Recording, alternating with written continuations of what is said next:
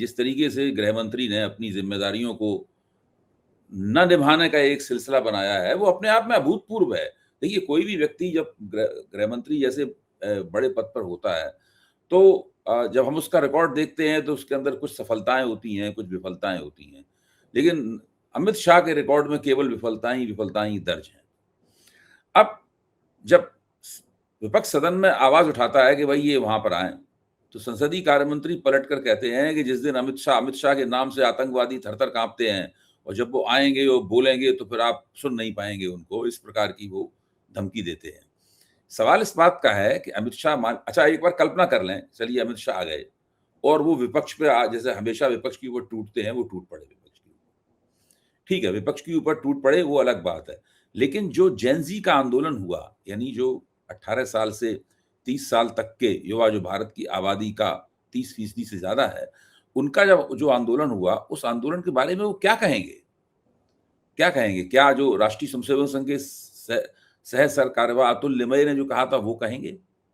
या राष्ट्रीय स्वयंसेवक संघ के जो सरसंचालक ने कहा है, वो कहेंगे? ये 2 मॉडल हैं, जो इन लोगों ने अभी हफ्ते भर के अंदर, हफ्ते 10 दिन के अंदर विकसित किए हैं। एक मॉडल अतुल लिमये का है और दूसरा मॉडल मोहन भागवत का है। ये भी राष्ट्रीय स्वयंसेवक संघ की कतारों से आए हैं अमित शाह। तो अब सवाल ये है कि दोनों में से कौन-सा मॉडल अपनाएँगे? अगर वो पहला मॉडल अपनाते हैं अतुल लिमये वाला, तो उन्हें जेन ज़ी के पूरे आंदोलन को राष्ट्र विरोधी घोषित करना पड़ेगा और फिर कहना पड़ेगा कि हमने बिल्कुल ठीक किया। अगली बार अगर इस तरह का जमावड़ा हुआ, तो हम तो गोलियाँ चलाना शुरू कर देंगे।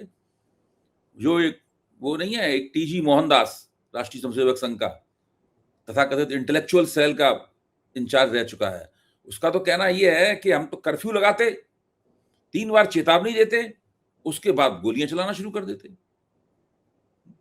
तो इन कौन सा मॉडल इस सब क्या करेंगे? फिर तो ये कहेंगे। और अगर ये जो लल्लो चप्पो की है मोहन भागवत ने, एक उन्होंने करीब 2000 फर्जी किस्म के जेन ज़ी वहां पे बैठाए और जो आदमी सवाल पूछ रहा था वो भी उन्हीं का बंदा था।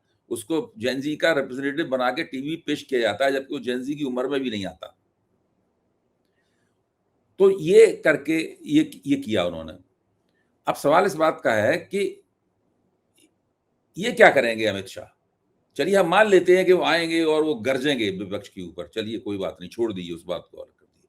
जेन ज़ी के बारे में क्या करेंगे? अगर वो मोहन भागवत के स्वर में बोलते हैं, तो उन्हें अपने जो किया उसपे माफ़ी माँगनी पड़ेगी। जब माफ़ी माँगेंगे, ज़िम्मेदारी स्वीकार करेंगे। ज़िम्मेदारी स्वीकार करेंगे तो फिर उसकी सज़ा होगी।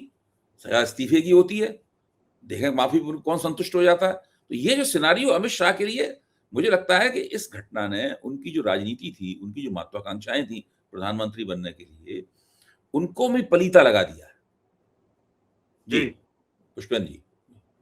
देखिए अभय जी, एक धीरेन्द्र झा की किताब आई थी पिछले दिनों, गोलवलकर के ऊपर, आपने शायद पढ़ी होगी। जी, जी। तो मैंने भी पढ़ी।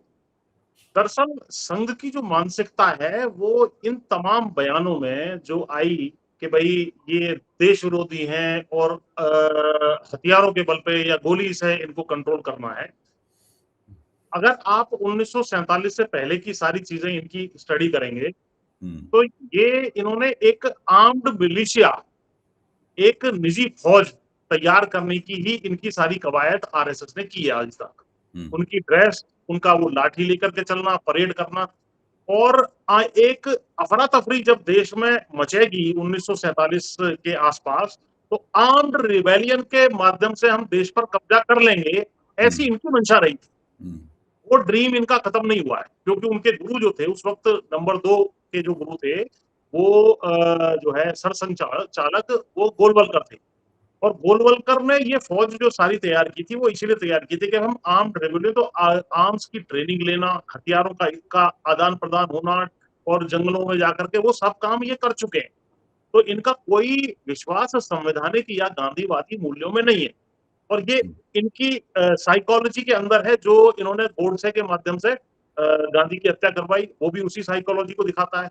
और अब ये देख रहे हैं कि हमारे हाथ में क्योंकि स्टेट की पावर आ गई है, राज्य की पावर आ गई है, देश की और सरकार की पावर आ गई है, तो इसके माध्यम से हमारे लिए बहुत आसान है किसी भी व्यक्ति को कुचल देना। जी। और जब ये वहां पर आएंगे, स्टेटमेंट वाली जो बात आ रही है, स्टेटमेंट वो इस तरह का देंगे, मान लो ये जैसे मोदी जी कह रहे हैं कि साहब मैंने तुम्हें माफ कर दिया, हुँ, आपने गालियां दी, आपने जो है बैरिकेड तोड़े, फलाना ढिमका, मैं आपको माफ करता हूं। तो ये हुँ, स्टेटमेंट को पलटेंगे और खुद को विक्टिम बनाते हुए और उस स्टेटमेंट को इस तरीके से पेश करेंगे कि मानो इन्होंने बड़ा महान काम कर दिया है और इनकी तरफ से कोई गलती नहीं हुई है। इस विषय में देखिए दो गलतियां, एक तो जैन जी ही करके चला गया। जैन जी को साफ कह देना चाहिए था कि 20 तारीख तक जो गलतियां थी उसके लिए जो जिम्मेदार था वो था शिक्षा मंत्री। उसका इस्तीफा हो चुका, वो अपने घर जा चुका, जाए। लेकिन 20 तारीख को जो अपराध हुआ है हमारे ऊपर, जो अत्याचार हुए हैं पैलेट गन से लेकर के और तमाम जो मैंने जो बताए और सारे देश हुँ, में देखे, ऑन कैमरा हुँ, वो अवेलेबल है। वो अपराध जो डायरेक्टली जिम्मेदार मंत्री है वो है गृह मंत्री। हुँ, और गृह मंत्री जब तक इस्तीफा नहीं देगा हम लोग यहाँ से जाने वाले नहीं है।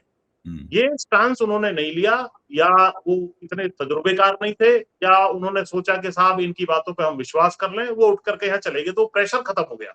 हुँ, तो इस बात को लगातार विपक्ष ने उठाया है। हुँ, राहुल गांधी ने इस्तीफा भी मांगा है, प्रेस कॉन्फ्रेंस में भी मांगा है, और एक जो स्टेटमेंट भी मैंने इस वायर वाले आर्टिकल में कोट किया है, जो इनकी लास्ट स्पीच हुई थी, जिसको इन्होंने बीच में रुकावट डाल दी थी, उसमें उन्होंने कहा है कि भैया जो पैलेट गन चलाने का आदेश है वो या तो गृह मंत्री दे सकता है, प्रधानमंत्री दे सकता है। इन दोनों को लपेटा है इन्होंने। अब इसके बाद मैं देख रहा हूं कि कुछ थोड़ी सी जो है कांग्रेसियों में भी ढिलाई आ रही है कि गृह मंत्री जो है आकर के स्टेटमेंट दे दे।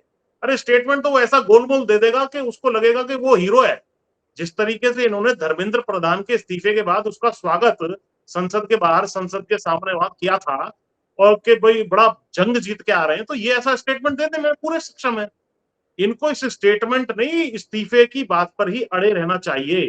जो प्रेस कॉन्फ्रेंस में उसी दिन जो है राहुल गांधी ने कहा था कि भाई हुँ, जब तक इसका इस्तीफा नहीं होगा तब तक हम जो है पीछे हटने वाले नहीं है।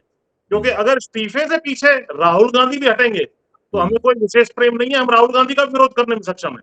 हुँ, हमें इस्तीफा चाहिए इस व्यक्ति का। इस व्यक्ति की पूरी सीरीज है। किसान आंदोलन में हमने इसकी जो अत्याचार झेले हैं, महिला पहलवान आंदोलन में मैं खुद 1.5 महीने तक वहां पर आंदोलन में 1.5-2 महीने तक पड़ा रहा था। हमने सारे अत्याचार इनके झेले हैं।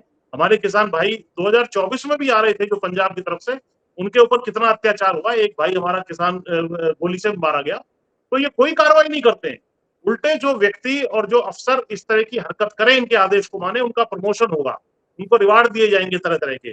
तो ये संस्कृति बिल्कुल भी झेलने लायक नहीं है, इसको बिल्कुल भी झेला नहीं जाएगा। तो अब जो पार्लियामेंट है उसमें आकर के ये स्टेटमेंट के माध्यम से बचने की कोशिश करेंगे, लेकिन विपक्ष को इनके इस्तीफे पर अड़े रहना चाहिए। जी। नहीं, निश्चित रूप से मैं जो परिप्रेक्ष्य आपने पेश किया है, मैं उससे सहमत हूँ। मुझे तो लगता है कि जेन ज़ी के आंदोलन के जो अगले चरण होने चाहिए, उसका एक हिस्सा तो अमित शाह के इस्तीफे पे केंद्रित हो और दूसरा हिस्सा शिक्षा व्यवस्था के सुधार के लिए एक बड़ा कोई आयोग बने या कोई एक ब्लूप्रिंट तैयार किया जाए, उसके ऊपर हो। क्योंकि मुख्य तौर पे तो जेन ज़ी का जो केंद्र जिस बात पे वो अड़े हुए हैं, वो ये है। उसी की वजह से ये आंदोलन भी उभरा है। तो पुष्पेंद्र जी, एक बात बताइए कि राहुल गांधी ने अमित शाह के इस्तीफे की मांग मजबूती से की है और जेनजी के भी कुछ नेताओं ने बीच-बीच में उनके इस्तीफे की मांग की है, उसके ऊपर जोर दिया है। राहुल गांधी की तरह तो नहीं, लेकिन कुछ-कुछ वहाँ भी भनक इस बात की दिखाई पड़ती है। लेकिन विपक्ष के जो अन्य नेता हैं, ऐसी बात नहीं किसी ने राहुल गांधी की बात का विरोध किया हो, लेकिन अन्य नेता इस सवाल के ऊपर इतने मुखर नहीं है, जितना मुखर उन्हें होना चाहिए। जी, बिल्कुल। हुँ, ये बात मैं ज़िक्र करने ही वाला था कि भई बाकी नेताओं को भी हुँ, मुखरता से इस विषय में सामने आना चाहिए। हुँ, और उनको खुल के कहना चाहिए कि राहुल गांधी ने जो मांग की है, क्योंकि आज एक गृह मंत्री छात्रों के ऊपर गोली चलवा रहा है। गोली हुँ, चली है भाई जो बिहार में है, और ये जब हर चीज का क्रेडिट लेते हैं डबल इंजन की सरकार बोल के, तो हम क्यों ना माने कि इन्हीं के निर्देश पर, क्योंकि वहां भी एक गुंडा किस्म का आदमी बिठा दिया है जो खुद हुँ, हत्या का आरोपी रहा है। तो बिल्कुल। इनको ऐसे वो दागी प्रशांत हम। किशोर तो खुल के सम्राट चौधरी के बारे में प्रशांत किशोर तो खुल के कहते हैं, ये जी। अपराधी है और आज तक अगर अगर गलत कहते हैं तो सम्राट चौधरी को मुकदमा कर देना चाहिए था। आज तक मुकदमा करने की हिम्मत तो ही नहीं प्रशांत किशोर के ऊपर। जी, जी। तो ये अपराधी किस्म के व्यक्तियों को ही चुन करके लाते हैं, उनको सत्ता सौंपते हैं, और इसी तरह के दागी जो अफ़सर हैं, चाहे वो ये चुनाव आयुक्त है, ये केरला कैडर के आईएएस अफसर रहे हैं, मुझे कई लोगों ने बताया इन पर भारी भ्रष्टाचार के आरोप रहे हैं, तो अपने आप को बचाने के लिए ये लोग उनकी बात मानते हैं। तो ये जो है एक तरीके से दोनों एक दूसरे का साथ देने का काम कर रहे हैं। तो लोकतांत्रिक मूल्यों में कोई इनका विश्वास नहीं है, ये तो केवल सत्ता के लोलुप है, सत्ता के ऊपर येन-केन प्रकारेण जो है काबिज रहना चाहते हैं और विपक्ष को भी मजबूती से विपक्ष ईडी, सीबीआई से डर जाता है। वास्तविकता ये है कि विपक्ष के भी कुछ जो नेता हैं और इनकी गृह मंत्री के अलावा जो तमाम हरकतें हैं, ये वास्तव में जो हेंचमैन होता है, मोदी के ये हेंचमैन रहे कि भाई तुम जाओ और इसको निपटाओ। तो अब वैध हो या अवैध हो या जो है इमोरल हो, कोई भी एक्टिविटी ये कर सकते हैं जो पार्टियां तोड़-फोड़ जिस तरीके से पिछले कुछ सालों में हुई है। पार्टी की पार्टी आप चुरा ले जाते हो। भाई ममता बनर्जी के 28 में से 20 सांसद आप चुरा करके ले गए। अरविंद केजरीवाल के 10 में से 7 रातों-रात जो है राज्यसभा के सांसद भाग जाते हैं।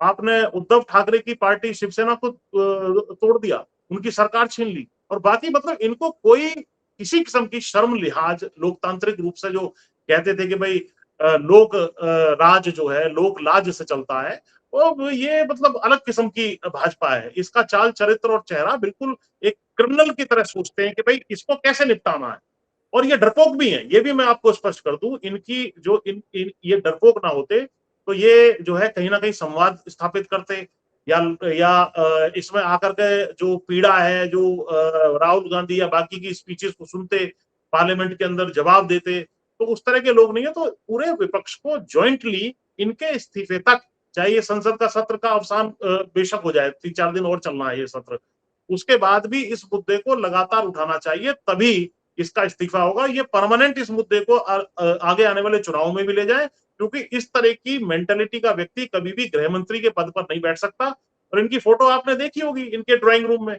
पीछे जो तस्वीर है इनकी वो रहती है सरदार पटेल जी की, और उन्हीं की स्टाइल में अपने आप को स्वयंभू चाणक्य के रूप में ये पेश करते हैं।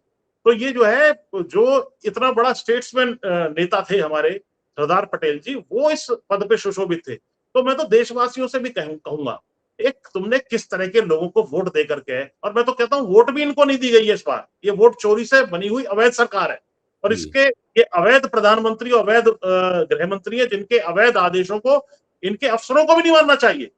तो इस तरह के लोगों को वोट दे दिया। जहां पर सरदार पटेल बैठते थे, ये अमित शाह जैसे जो तड़ीपार भी रहे उनको बिठा दिया गया। और मैं आपके माध्यम से एक अपील आईएएस आईपीएस से भी करना चाहता हूं।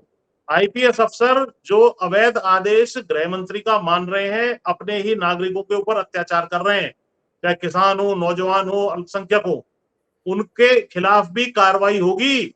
मैं साफ कह रहा हूं, आप अपने करियर को जो है बचाने के लिए प्रमोशन के चक्कर में, लालच के चक्कर में आप अवैध जो है आदेश श्रीमान जी मत मानिए इनके।